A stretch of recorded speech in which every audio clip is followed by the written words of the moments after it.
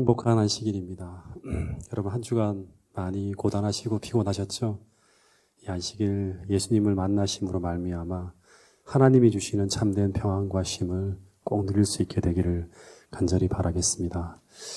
한 가지 조금 기도 제목을 좀 하나 부탁을 좀 드리겠는데요. 우리가 사랑하는 우리 김수홍 집사님께서 월요일 날 검사를 받으셨는데 조금 결과가 좋지 않게 나오셨어요. 그래서 6월 7일 날 정밀 검사를 받게 되는데 우리의 중보 기도가 아주 필요합니다. 여러분 우리 김소홍 선생님과 집사님과 또 우리 한정숙 집사님 가정을 위해서 특별한 기도를 부탁드리겠습니다. 우리가 한 분 한 분을 위해서 기도할 때마다 우리의 기도를 들으시고 하나님께서 역사하셔서 그 가정을 위한 특별한 도움과 최선의 길로 인도해 주실 거라고 확신합니다. 오늘은 창세기 4장을 좀 끝내는 게 목표고요. 그리고 또 할 수 있으면 5장까지 좀 쭉 나가려고 생각을 하고 있습니다. 좀 한번 열심히 달려볼 테니까요. 여러분 그 특별한 또 귀한 기별들을 놓치지 않고 잘 따라오셨으면 좋겠습니다. 이야기의 시작은 언제나 창세기 3장 15절의 복음을 통해서 이제 이루어지는 역사예요. 창세기 3장 15절은 복음이자 예언이라고 했죠. 이 복음에 어떻게 반응하는가에 따라서 인류는 두 무리로 나눠진다 그랬습니다.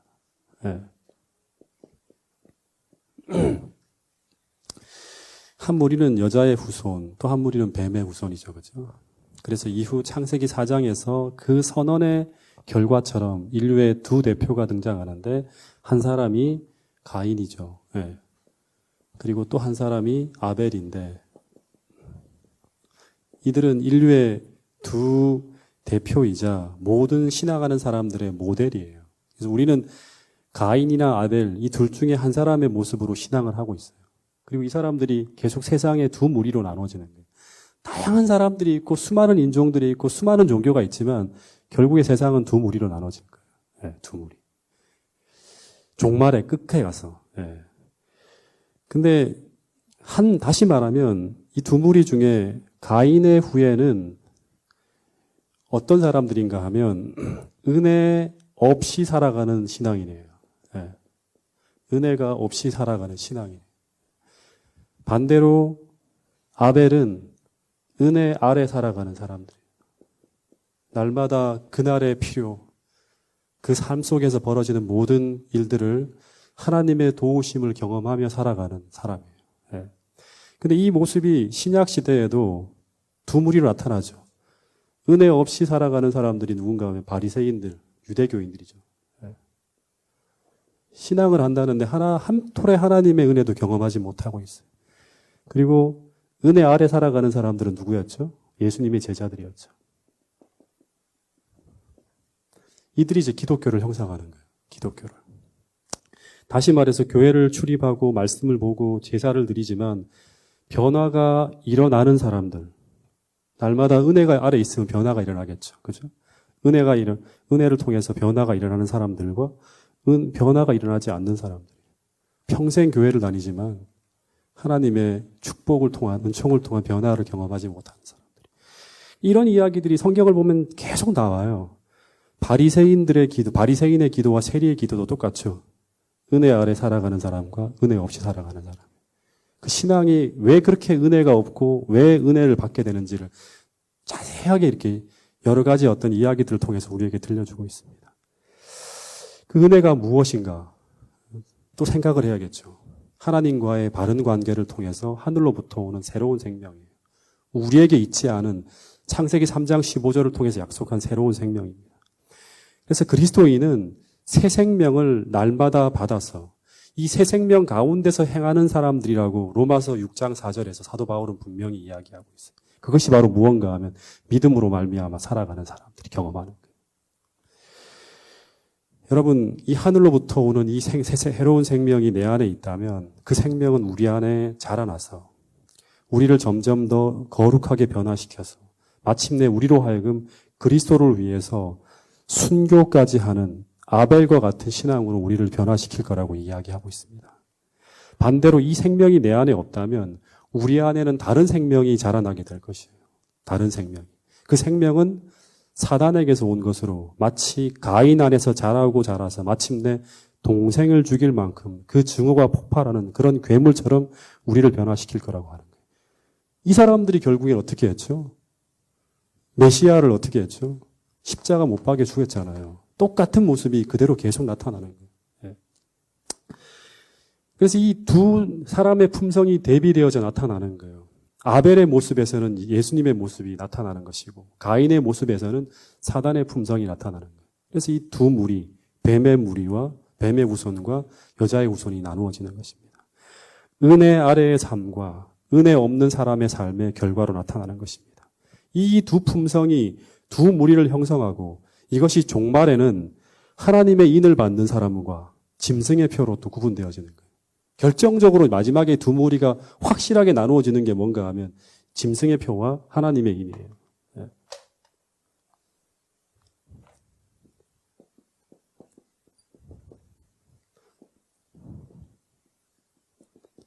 그러니까 계속 세상에 살고 있지만 우리는 한편으로는 계속 이 세상이 주는 사상을 따라 살아가는 사람이 될 수도 있고요.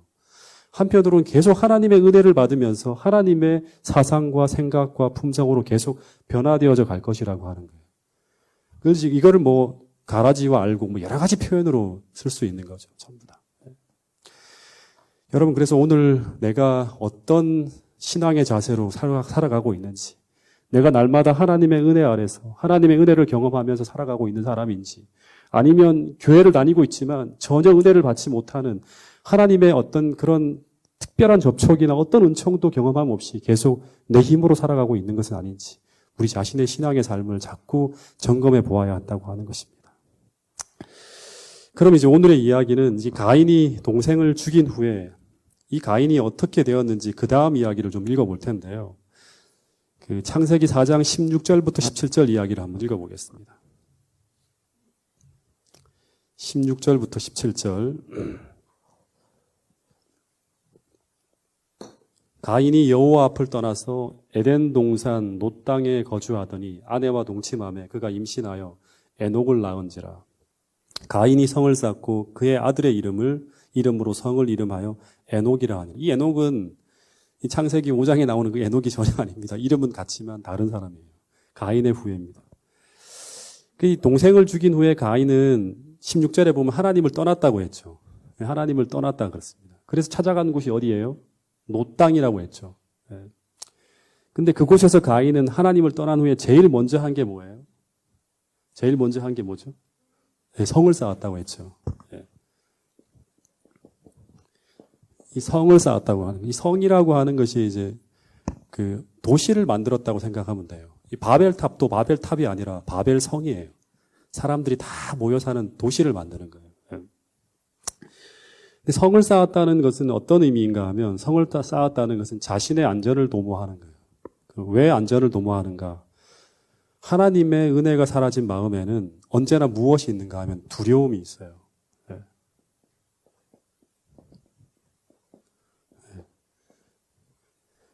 제가 신앙을 한 지 딱 1년 만에 좀 한 고비가 있었는데요. 교회 안에서 어떤 집사님과 목사님이 예배 도중에 다투는 모습을 보게 되었어요. 근데 그 모습은 말 그대로 신앙 1년 차에 그 청년에게는 도저히 받아들일 수 없는 너무나 충격적인 장면이었습니다. 그 모습을 보고 너무나 충격에 빠져서 제가 교회를 떠나기로 굳게 결심하고 실제 교회를 나가지 않았어요. 1991년 12월 달에 있었던 일이에요. 그리고 이제 안식일을 맞았는데 그날부터는 이제 토요일이 안식일이 아니니까 말 그대로 토요일은 주말이잖아요. 그러니까 늦잠을 늦게까지 푹 자고 그리고 재미있는 TV 프로를 보고 이전처럼 친구들을 만나서 아무 부담 없이 놀려고 했는데 그래서 실제로 그렇게 했는데 근데 제 마음에서 무엇을 해도 사라지지 않는 이 부담과 두려움이 계속 있는 거예요. 떨칠 수 없는 거예요. 그러니까 이전에 공부를 하며 확신했던 그 진리 그리고 내 마음에서 짧은 기간이지만 경험했던 이 하나님의 존재에 대한 확신 그것을 아무리 지우려고 해도 지울 수가 없고 거부하려고 해도 부인할 수가 없는 거예요. 차를 타도 그렇고 학교를 가도 그렇고 친구를 만나도 계속 마치 내 인생에 내가 안전벨트를 풀고 롤러코스터를 타고 있다는 어떤 그런 느낌이 계속 드는 거예요. 안전벨트를 풀고 롤러코스터 타면 어떻게 돼요? 굉장히 위험하잖아요. 예. 그래서 그런 불안함 속에 안식일을 보내다가 결국 딱 한 주를 빠진 후에 다시 교회로 돌아갔어요. 그리고 그 주 안식일에 예배를 드리면서 얼마나 회개했는지 몰라요.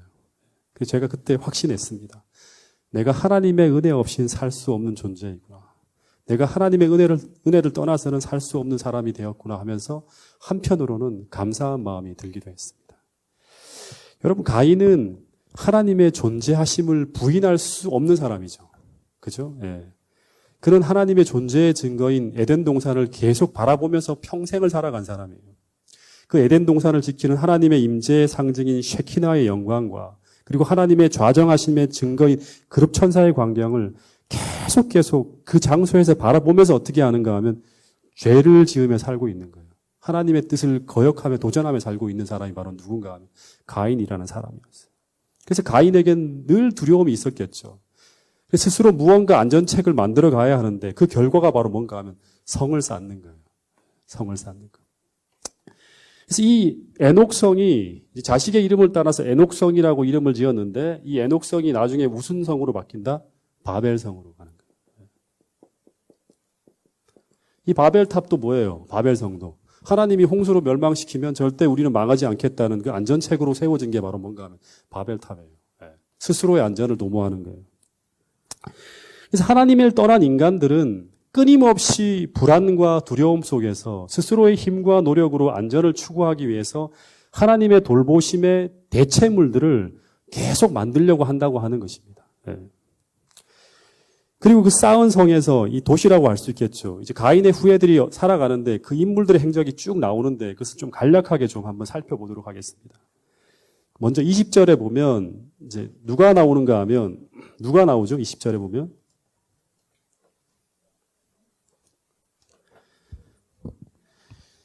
야발이라는 사람이 등장해요. 야발. 근데 이 사람은 어떤 사람인가 하면 어떤 사람이다? 가축을 치는 자의 조상이라 그래요. 그러니까 축산업을 하는 사람이에요.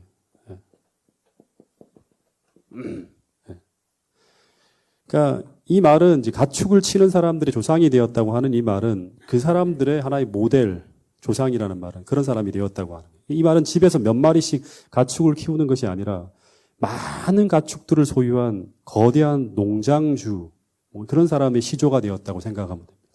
다시 말해 이 사람은 육축을 통해서 재산을 많이 모은 사람이에요.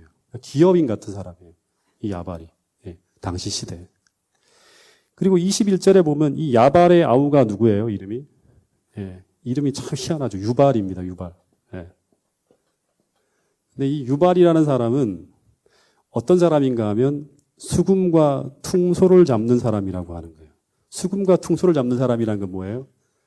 음악가죠. 오늘날로 하면 뮤지션 같은 사람이에요. 음악을 굉장히 아름다운 음악을 작곡을 하고 음악을 부르고 하는 사람, 유명한 그런 이제 음악가, 예술가. 그리고 22절에 보면 또 한 사람이 나오는데 이 사람의 이름도 참 특이해요, 그죠? 두발가인이에요. 이 두발가인은 어떤 사람인가 하면 동철과 각양 기계를 만드는 사람이었다고 하는 거예요. 이 사람은 오늘날로 하면 어떤 사람일까요? 엔지니어, 기술자, 조금 더 나가면 공학자 같은 사람이죠. 기계공학자 같은 그런 사람. 그러니까 기술 문명을 발달시킨 사람이라고 생각하면 돼요. 다시 말해 이 사람들은 오늘날로 말하면 야발은 당시 가축들을 대량으로 길러낸 사업가예요. 인류에게 무엇과 무엇을, 음식과 옷감을 풍요롭게 공급한 인류의 풍요로움에 기여한 사람이 바로 누군가 하면 야발이라는 사람이에요. 대량으로 가축들을 사육하니까 거기서 수많은 어떤 그런 옷감이 나오겠죠. 가죽이, 그죠? 그리고 거기서 뭐 육류라든가 우유라든가 이런 것들 통해서 사람들에게 계속 그 풍요롭게 살아갈 수 있도록 어떤 것을 공급한 사람이에요.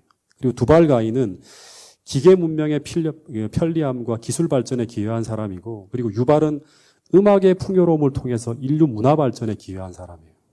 그러니까 이 사람들이 유명한 공학자라든가 유명한 음악가 같은 그런 사람들이죠. 그래서 이 스토리를 읽어보면 이 가인의 후예들은 하나님이 떠난 곳에서 하나님 없이 행복하게 살기 위해서 하나님 없이 안전하고 하나님 없이 즐겁고 하나님 없이 풍요롭고 하나님 없이도 행복하게 살기 위해서 끊임없이 하나님으로 인한 축복의 대체물을 찾아서 계속 무엇인가를 시도하며 끊임없이 만들고 개발하면서 계속 문명을 발전시켜 나갔다고 하는 거예요. 예.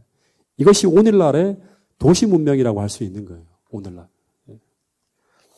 그래서 하나님이 없는 안전, 하나님이 없는 쾌락과 즐거움. 원래는 하나님이 주시는 가운데서 우리가 안전할 수 있잖아요. 그것을 벗어났기 때문에 하나님이 없이도 안전하게 살기 위해서 끝없는 이 불안함을 하나님을 대체할 수 있는 무언가를 만들어야 돼요. 그리고 하나님이 주시는 쾌락과 즐거움, 그 희락의 기쁨이 없기 때문에 하나님이 없는 쾌락과 즐거움을 추구하는 거예요. 하나님이 없는 풍요로움을 추구하며 더 안전한 집, 더 풍요로운 도시, 더 아름답고 우리를 즐겁게 하는 음악을 추구하면서 세상은 점점 더 편리해지고 더 풍요로워지는 것처럼 보이는 거예요. 계속적으로 기술이 개발되고 있죠. 그리고 아름다운 음악이 계속 더 현란하게 만들어지고 있죠. 그리고 계속 풍요롭게 뭔가 음식이 공급되고 있어요. 그러나 하나님을 떠난 곳에 문명은 계속 발전할지 모르지만 그러나 문명의 발달 속에 동시에 무엇도 발전해 가고 있는가 하면 이 죄악도 같이 함께 발전해 가고 있다고 하는 거예요. 계속. 그 이야기가 가인의 5대손 라멕의 이야기를 통해서 우리가 볼 수 있는데요. 그래서 이 물질의 풍요와 문명의 화려함 속에 가려진 이 도시의 진실을 이제 보여주고 있는 이야기가 이 라멕의 이야기입니다.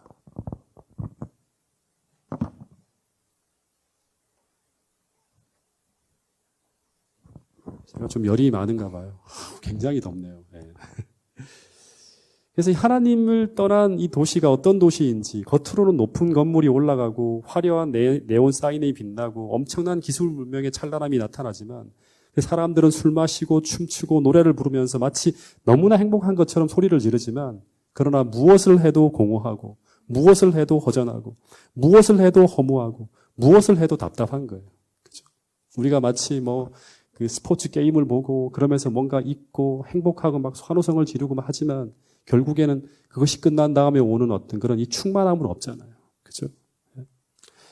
여러분, 그래서 창세기 1장 2절에서 우리가 다시 한번 돌아가 생각해 보면 하나님이 없는 가운데 우리 인생이 겪게 되는 내적 고통이 있어요.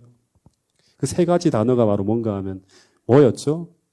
혼란하고, 그리고 공허하고, 그리고 흑암이 깊음 위에 있는 거죠.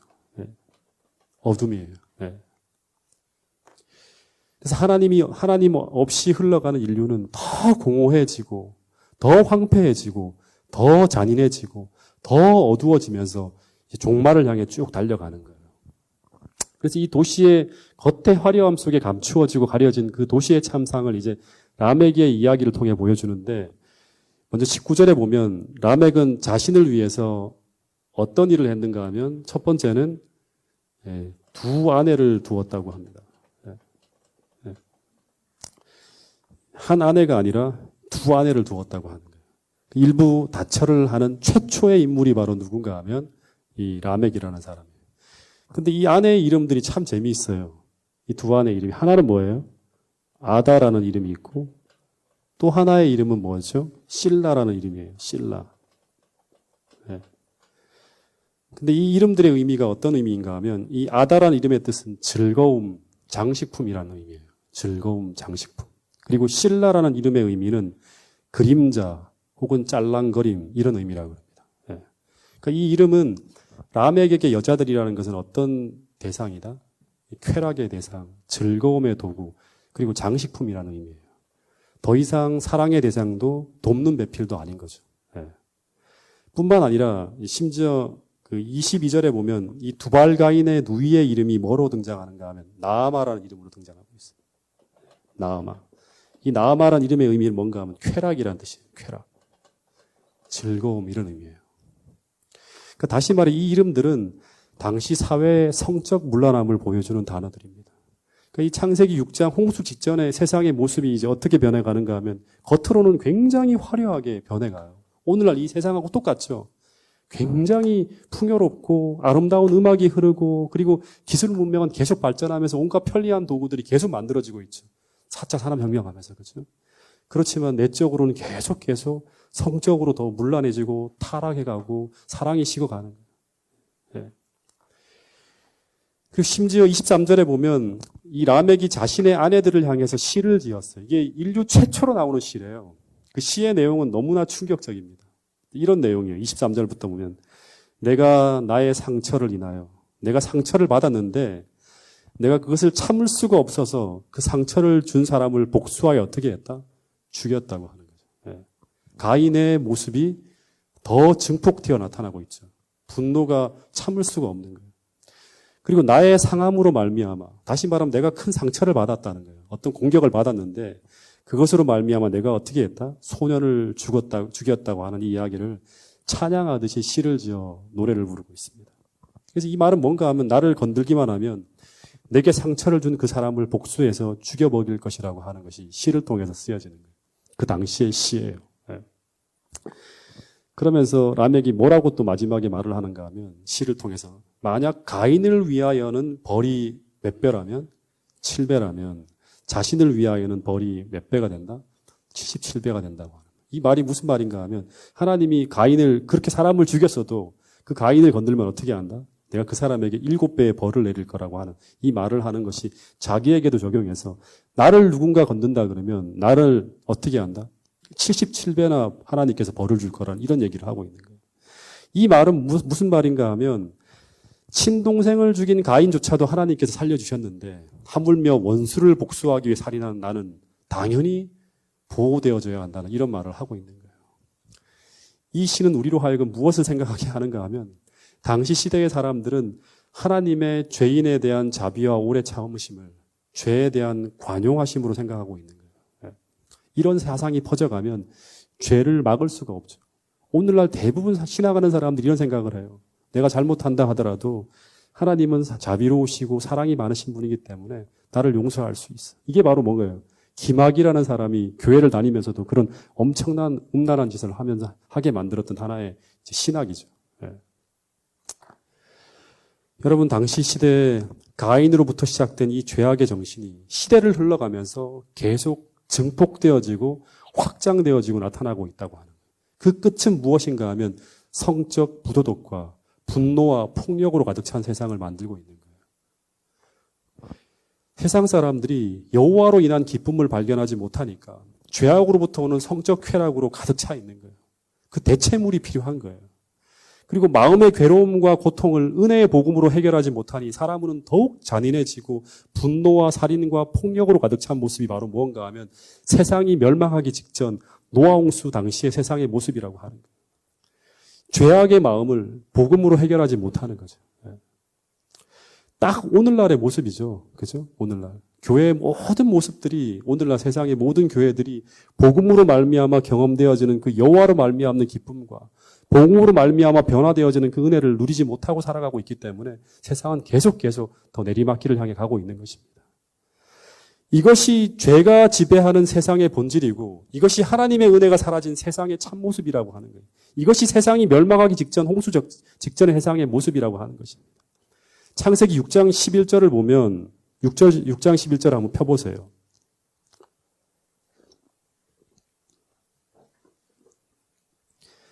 노아 홍수가 벌어지기 전에 이 세상이 두 가지로 가득 찼다고 하죠. 하나는 뭐예요? 강포. 강포라는 게 뭐예요? 폭력이에요. 지금 계속 제가 이야기했죠. 이 라멕의 어떤 이야기를 통해서 가인으로부터 시작된 이 분노가, 이 폭력이, 이 분노가 계속 제어되지 못하고 사람들을 통해 나타나고 하다가 완전히 세상이 전체가 다 폭력으로 가득 찬 거예요. 다 죽이고 찌르고 하면서 막 그렇게 해서 자기들의 분노를 다 해결하는 거예요. 두 번째는 뭐로 가득 찼다? 부패라는 거예요. 부패라는 게 뭐예요? 성적 부도덕이죠. 다시 말하면 온갖 음란하고 더럽고 추악한 것들이 여과되지 않고 그 양심에 의해서 제어가 안 되는 거예요. 그냥 다 나타나는 거예요. 자기 아내의 이름을 다 이렇게 쾌락의 도구로 다 만들어버리고 그리고 온갖 어떤 그런 사람들은 자기의 어떤 그런 욕망만을 충족시키기 위해 살아가는 모습이 바로 뭔가 하면 세상 종말의 모습이라고 하는 것이죠. 오늘날 이 세상의 모습과 거의 별반 다르지 않아요. 여러분 마찬가지입니다. 오늘 우리가 하나님 없이 내 인생이 달려가고 있다면 우리는 가인처럼 하나님 없이 공허하고 허무한 그 자리를 채우기 위해서 죄악을 탐닉하게 될 것입니다. 분명히 그렇게 가게 돼 있어요. 우리가 하나님의 은혜로 우리의 마음을 다스리지 못하면 우리는 가인처럼 잔인해지고 홍수전의 인간들처럼 무서운 괴물들로 변해버릴 것이라고 하는 거예요. 교회를 다닌다고 해서 변화되는 게 아니에요. 교회를 다니는 이 자리에서 여러분들은 복음을 경험하고 하나님의 은혜로 여러분들의 심령이 변화되어지는 그런 경험을 해야지만 우리가 이 마지막 때 가인을 따라가는 그 무리가 아니라 아벨처럼 주님을 위해서 순교의 자리까지 머물 수 있는 그런 순결한 신앙인으로 바뀌어질 수 있다고 하는 것입니다. 여러분 이 말씀들을 통해서 오늘 여러분 자신을 한번 점검해 볼 수 있는 저와 여러분들이 될 수 있기를 간절히 바라겠습니다. 아직 은혜가 부어지고 있는 이때, 아직 은혜 받을 만한 이 시기에 하나님을 여러분의 구주로 또 여러분의 개인의 구주로 참되게 영접을 하는 일이 지금 이 순간에 여러분의 마음속에 이루어져야 한다고 하는 것입니다. 그리고 복음의 능력을 내일이 아니라 지금 경험해야 된다는 사실을 꼭 잊지 않고 기억할 수 있게 되기를 간절히 바라겠습니다. 고린도후서 6장 1절 2절 말씀을 같이 한번 읽어보겠습니다. 고린도후서 6장 1절 2절 말씀입니다.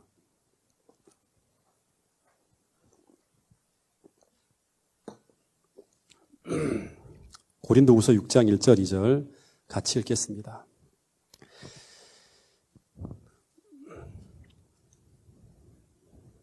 시작. 우리가 하나님과 함께 일하는 자로서 너희를 권하노니 하나님의 은혜를 헛되이 받지 말라. 이르시되 내가 은혜 베풀 때 너에게 듣고 구원의 날에 너를 도왔다 하셨으니 보라 지금은 은혜 받을 만한 때요. 보라 지금은 구원의 날이로다. 지금이에요. 지금. 내일이 아니라 바로 지금이에요. 내일은 우리에게 주어진 시간이 아니에요. 바로 지금 하나님께서 여러분들에게 복음을 받아들이라고 초청하고 있고 아직 여러분들에게 은혜를 베풀려고 하시는 이때 여러분 마음을 열고 진실하게 하나님을 영접해서 복음으로 말미암아 살아가는 그런 사람들로 거듭날 수 있게 되기를 간절히 바라겠습니다.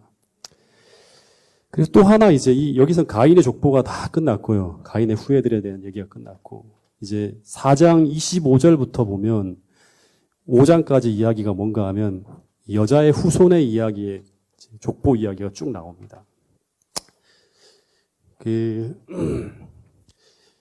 거기에 보면 이제 이름들이 계속 이제 누가 누구를 낳고 하는 이름이 쭉 나오다가 특별히 세 사람의 행적이 짧게 스토리가 나와요. 그러니까 주목할 수 있게끔. 이 세 사람은 우리가 놓치지 말아야 할 사람들이 있어요. 첫 번째,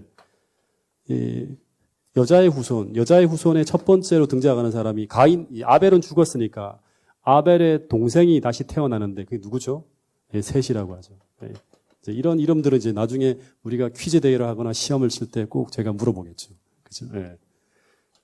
이 셋이라는 인물이 나오는데 이 4장 25절에 읽어보면 이런 말씀이 있습니다.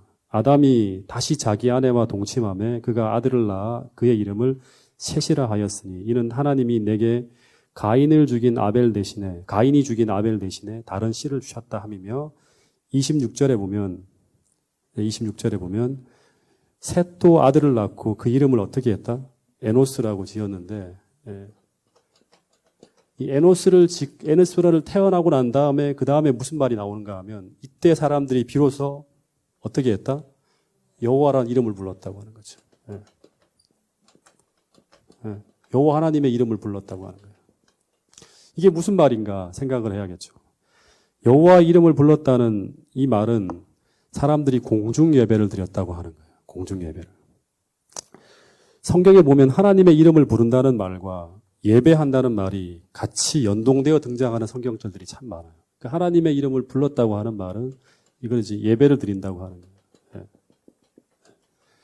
실제로 시편 116편 17절에 보면 내가 주께 감사제를 드리고 예배를 드리고 여호와 이름을 부르리이다 이렇게 나와요.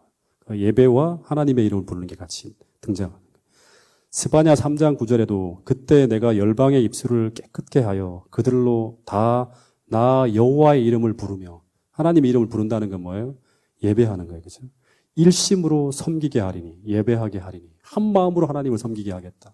이런 말씀들이 있어요. 그래서 이 말은 셋은 아벨이 살아 있었더라면 행했을 바로 그 일. 그는 예배를 중심으로 살아가고 있었다고 하는 거예요. 예. 예배를 중심. 이게 이제 부조화 선지자에 나온 이야기예요. 이들이 바로 누구냐 그러면 셋의 후예인 여호와의 후손이라고 하는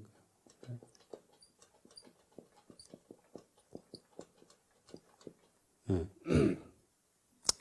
그러니까 여호와의 후손은, 다시 말하면 여자의 후손은 첫 번째는 하나님의 이름을 부르며 살아가는 예배 공동체예요. 예. 또다시 잊어서는 안 돼요. 예. 그러니까 다시 말하면 이거를 이제 오늘날의 기별로 이야기를 하면 마지막 하나님의 남은 무리는 어떤 사람들이다? 하나님을 두려워하며 그에게 영광을 돌리는 사람들. 하늘과 땅과 바다와 물들의 근원을 만드신 이를 예배하는 사람들이에요. 그 사람들이 바로 누군가 하면 태초에 셋의 후손들, 노아 홍수 전에 하나님을 섬기는 사람들, 여자의 후손이었다고 하는 거죠. 그 사람들이 바로 오늘 우리로까지 이어지는 거예요. 네. 그래서 그 결과 주의 이름을 부르며 찬양하고 하나님께 기도하며 하나님의 이름을 높이는 자리에서 하나님의 임재의 은혜를 경험하는 사람들, 그들이 바로 예배를 중심으로 살아가는 예배 공동체, 여자의 후손이라고 합니다. 그래서 우리가 아무리 성도의 교제로 행복하고 아무리 이곳에 즐거움이 있고 희락이 있고 기쁨이 있다고 하더라도 우리가 예배를 중심으로 모이는 사람들이 아니라면 우리는 성도가 아닐 수 있어요. 그냥 좋은 사람들이 모인 무리이지 성도는 아니에요. 예. 그래서 오늘 우리가 모이는 이 자리에 하나님이 계시지 않으면 그분을 의식하는 자들이 모여서 하나님을 찬양하고 그분을 높이고 영화롭게 하는 자리가 아니라면 우리는 안식일 여기 모여있다 하더라도 우리는 예배를 드리는 것이 아닐 수 있다고 하는 거예요. 예배를 실패할 수 있다고 하는 것이죠. 여러분, 하나님을 예배하는 자리는 정말 거룩한 자리예요. 오늘 이 파주중앙교회가 정말 개혁하고 하나님을 참되게 예배하는 그런 아름다운 교회로 거듭나려고 하면 이 예배하는 자리가 정말 거룩한 자리라는 사실을 인식하고 우리가 모여야 돼요. 함께 그런 마음을 가지고 찬양하고 기도하고 예배할 때 하나님의 은혜가 폭포수처럼 역사하는 거예요. 그 자리가 바로 오순절에 늦은 비 성령이 역사하는 바로 그 자리였죠. 네, 사도행전에 보면. 여러분, 그래서 우리가 최선을 다해 헌신해야 할 자리가 어떤 자리인가 하면 이 예배를 드리는 이 자리라고 하는 거예요. 왜냐하면 우리는 하나님 앞에 마음을 다하고 뜻을 다하고 목숨을 다해서 그분을 사랑하는 사람들이야, 고백한 사람들이 누군가 하면 바로 성도들이에요. 네. 여러분, 성도는 하나님과 예배로 언약한 자들이라는 사실을 잊지 않게 되기를 간절히 바라겠습니다. 그래서 우리는 바로 역사의 마지막 순간까지 예배를 금지하고 방해하는 세력에 맞서서 끝까지 하나님께 영광을 돌리며 어쩌면 마지막 순간 이 올바른 예배, 더 나은 제사를 위해서 신령과 진리로 예배하기 위해서 아벨처럼 그 예배의 자리에 순교하는 자들이 될 수도 있다고 하는 그 사실이에요.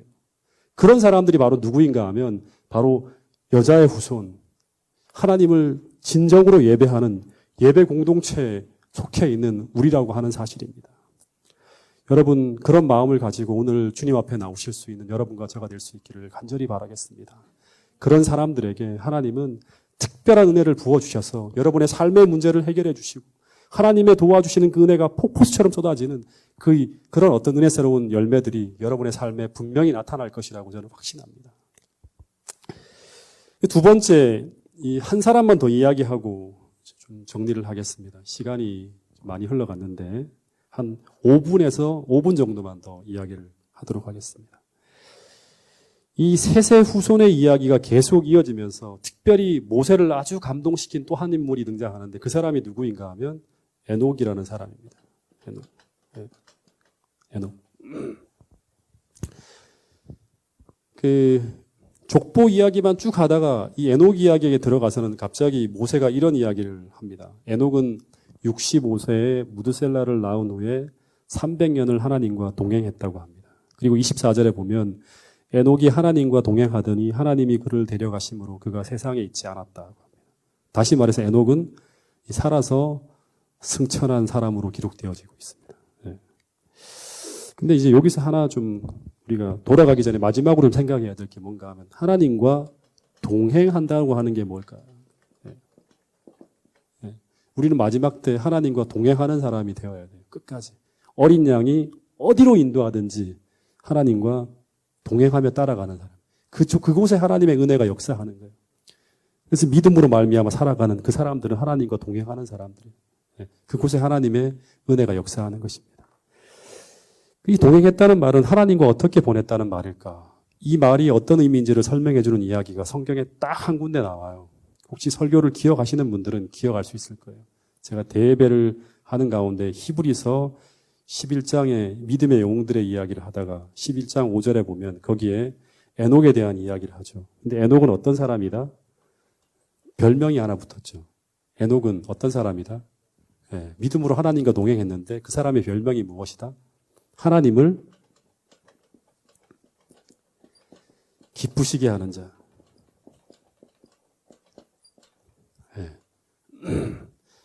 하나님을 기쁘시게 하는 자라 일컬음을 받았다고 합니다.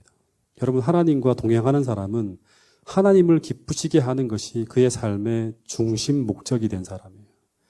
요즘 이 말이 무슨 말인지 아주 조금 알 것 같아요. 그 새벽 기도의 시간, 제가 이렇게 기도할 때 꼭 십자가를 처음에 명상을 해요, 이렇게. 깊이 명상하고 생각하는 시간을 갖는데, 그러면 막 너무나 감당할 수 없는 하나님의 사랑이 막 밀려와요, 가슴 속에. 그러면 너무너무 이제 내가 내 허물들이 보면서 깊이 회개하다가 문득 이런 생각이 드는 거예요. 내가 어떤 일을 하면 하나님이 기쁘실까? 내가 어떤 생각을 하면 하나님이 정말 기뻐하실까? 나라를 사랑하시는 그분을 위해 내가 무엇을 하면 그분이 기뻐하실까? 이런 생각이 계속 가슴에 밀려오는 거예요. 이 생각이 바로 우리보다 지금 뭐 수천 년 전의 사람이죠. 에녹이 경험했던, 기도할 때마다 그가 경험했던 하나님이 주시는 그 생각이 아니었을까? 그 생각이 계속 하나님과 동행하도록 만들었다고 하는 것이죠. 그래서 이 하나님을 기쁘시게 하는 자라는 이 말은 에녹은 하나님을 사랑하는 사람이라는 말이에요. 쉽게 말하면. 그것도 그냥 보통 사랑하는 사람이 아니라 엄청나게 사랑하는 사람이에요. 진짜 나를 위해서 생명을 바치기까지 우리를 사랑하신 그분이라는 사실을 생생하게 의식하는 사람이 바로 누군가 하면 에녹이라는 사람이에요. 다시 말해서 하나님에게 완전히 반한 사람이 바로 누군가 하면 에녹이라는 사람이에요. 그래서 그는 하나님과의 사랑에 푹 빠져서 날마다 그분이 원하시는 대로 이끌려가는 거예요. 그 사람들이 누군가 하면 마지막 때 어린 양이 어디로 인도하는지 따라가는 14만 4천이라고 하는 거예요. 다 같이 연결되는 거예요, 성경의 이야기가. 그렇게 주님을 사랑하지 않으면 우린 끝까지 갈 수 없어요. 그렇게 사랑하지 않으면 주님이 인도하시는 그 길을 우린 끝까지 갈 수 없어요. 그곳이 바로 예배하는 자리예요. 이 말은 곧 다시 말하면 하나님을 기쁘시게 하는 것이 그의 마음의 기쁨이고 그의 행복인 사람이에요. 사랑하는 사람을 위해서 우리가 어떤 일을 할 때 우리의 마음의 기쁨이 되잖아요. 그것이 우리의 행복이 되잖아요. 주님께서 있으라는 그 자리에 머무는 것이 행복의 사람이 바로 아브라함이었다고 했어요. 그 사람이 그래서 갈대아 우르를 떠나서 어디로 가는가 하면 가나안 땅까지 가는 거예요. 그곳이 가장 행복한 자리이기 때문에. 제가 기도할 때마다 제가 가끔씩 하나님께 물어요. 주님, 제가 주님을 얼마나 사랑하고 있습니까? 물어요. 그때마다 하나님은 제게 이런 대답을 해주세요. 너는 자신을 기쁘게 하기 위해 살고 있니? 자기 만족을 위해 살고 있니? 아니면 너가 사랑하는 대상인 나를 기쁘게 하는 그런 삶을 살고 있니? 하고 물어요. 이런 질문 앞에 우리가 어떤 대답을 할 수 있을까? 한번 생각해 보시기 바랍니다. 저는 날마다 회개하게 돼요. 여러분, 이제 우리가 안식일을 우리 맞이하잖아요. 그죠? 매일같이 의미 없이 돌아오는 안식일이 아니라 이 안식일은 하나님과 깊은 사랑의 교제를 나누는 자리예요. 그러면서 우리가 회개하게 되고 참된 구원을 경험하게 되고 하나님의 은혜를 가장 풍성하게 받는 자리가 이 안식일이에요. 우리의 모든 심신이 치유되어지고 영혼이 치유되어지는 그런 자리가 이 안식일이에요. 이 안식일이 그냥 지나가지 않도록 여러분, 이 한 주간 우리가 어떤 생각을 하며 어떤 삶을 살아왔는지 한번 여러분 진지하게 한번 생각해 볼 수 있는 자리가 될 수 있기를 간절히 바라겠습니다. 하나님은 우리에게 엄청난 사랑으로 우리를 사랑해 주셨어요. 근데 그 사랑을 받은 사람이라고 고백하는 사람들이 바로 오늘 우리들이라고 하는 거예요. 근데 오늘 우리는 그 사랑에 어떻게 반응하며 살고 있는지 이 안식일이 시작되는 이 시간 잠시 멈추어서 여러분의 삶을 한번 깊이 돌아보는 그런 시간이 될 수 있기를 간절히 바라겠습니다. 지금 딱 시간이 조금 8시 20분인데 한 5분 정도만 개인 기도 시간을 좀 갖도록 하겠습니다. 음악이 끝날 때까지 조용하게 들은 말씀들을 생각하면서 나의 신앙을 점검해보고 이 자리가 그냥 지나가는 자리가 아니라 참된 예배가 될 수 있도록 하나님의 은혜를 구하는 그런 시간을 좀 잠시 기도하는 시간을 갖고 우리 마치는 순서를 진행하도록 하겠습니다. 잠시 눈을 감고 기도하는 시간을 갖도록 하겠습니다.